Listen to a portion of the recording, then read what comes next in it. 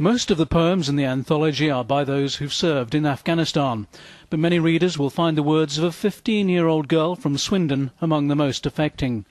Jodie Henderson was at Wootton Bassett to witness one of the repatriations. People lined up by the roadside as the church bell rang out loud, the lone chimes for the soldier, remembered by the crowd. The cortege drove by with honour, flags and heads bowed in unity.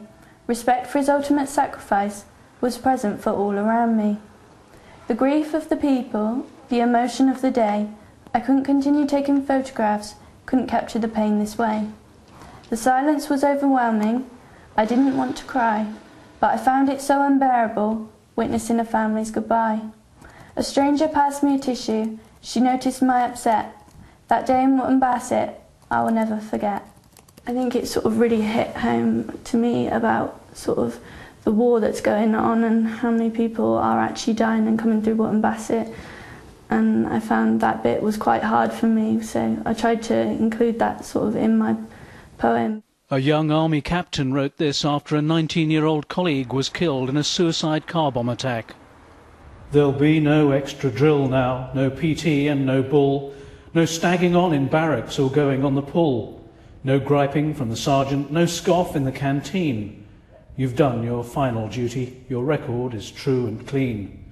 And the boys will gather round now to see you on the plain, away from dirt and misery, away from dust and pain. Your family will be waiting, your girl will wear her best, as we take you back to hearth and home, to lay you to your rest. £2 from every copy sold will go to the charity Combat Stress. What's going on in Afghanistan today with the TRIM programme that the Royal Marines are spearheading may well have an impact downstream. But today we're still seeing veterans 12, 13 years after leaving the services. So the bulk of our ex-servicemen who will be from Afghanistan are still to come to us. There are memorials to our war dead like this in almost every town and village in the UK. But the power of poetry to move people mustn't be underestimated. We still remember the tragedy of the First World War as much through the poems of Lawrence Binyon, Wilfred Owen and Siegfried Sassoon.